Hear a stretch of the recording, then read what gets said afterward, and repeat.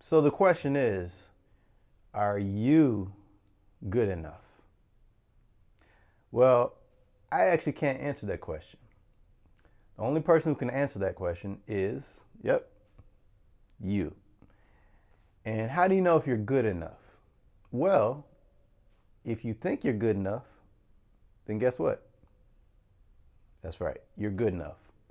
And if you don't think you're good enough, you're not good enough. So, and I know that probably seems overly simplified, but it's true. Because in the moment, while you're playing, if you don't believe that you're good enough for that moment, guess what? You're not going to have any confidence, and you're going to play from that negative place with all these voices in your head talking to you. You're not good enough.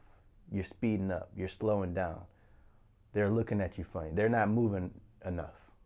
And that's all because you don't feel like you're good enough. You're not adequate for the situation, which takes away from your what? Your confidence. And as drummers, we have to have an abundance of confidence. Sometimes, there's some drummers who have too much confidence, but at the very least, we know that the music's not going to fall apart, and they're going to give a lot to the they're going to bring a lot to the situation, and they're going to, as we like to say, drive the bus, or they're going to serve as the conductor of the band, which is what we have to kind of think of ourselves as. We're conducting the band.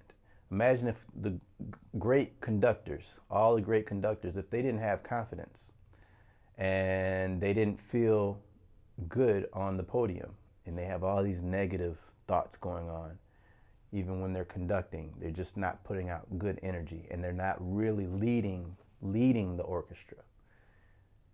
That would not turn out well. And so the same thing happens when the drummer is kind of low on confidence and just doubting everything they do. That can't happen. And so in the moment, you absolutely have to believe that you're good enough. It's a must. Even if you know you have things to work on. We all have weaknesses. And yeah, that those singles seem slow, or I didn't pull off that fill, or that came out on the wrong beat, or all kinds of things happen. Yes, and we need to go back to the shed and practice them. Practice it over and over so that it doesn't happen again. Right? But there's bound to be things that happen. No matter what level you're on, you're never going to play perfect. But we always have to have confidence. Part of that confidence can come from knowing that you've spent some time in the shed, right? Just having that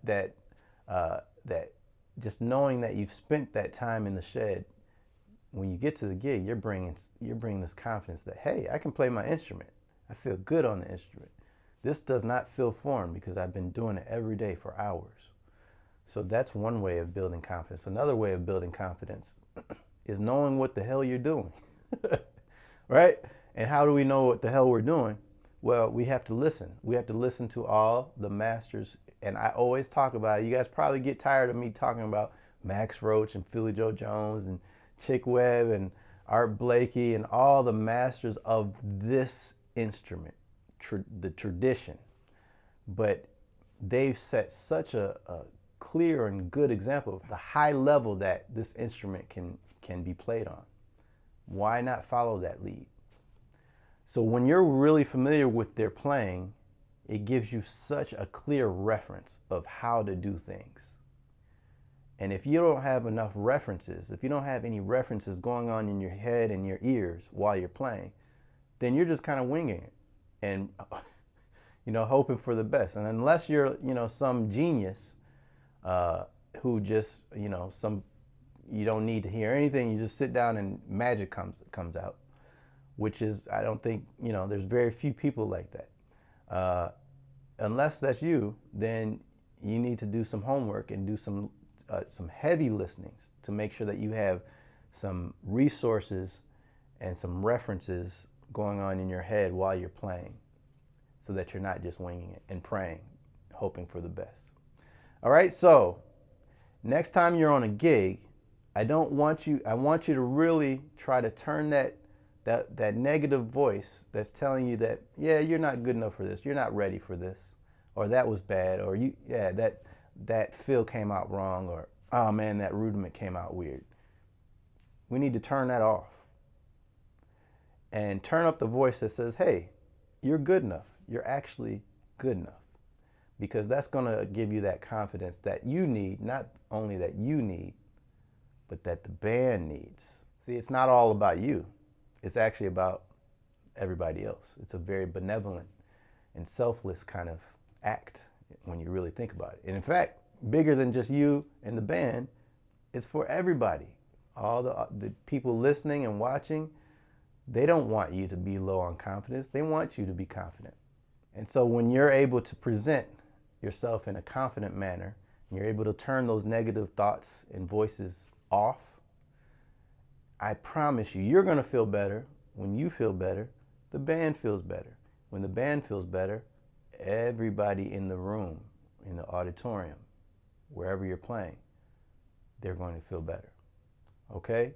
So it's a very important thing to work on. We all need to work on it, myself included.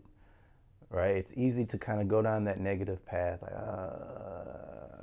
do that in the practice room and work out the kinks so that when you get to the gig, it's just about making music and having fun and enjoying that sense of fellowship, as the great Will Kennedy said. The fellowship with your fellow musicians and with the audience. All right, so hopefully that was helpful. And yeah, leave some comments. I'm curious what you guys say. You know, how's your journey with finding that level of confidence? Do you feel really confident when you play, or do you feel kind of you don't feel great? You know, I'm curious.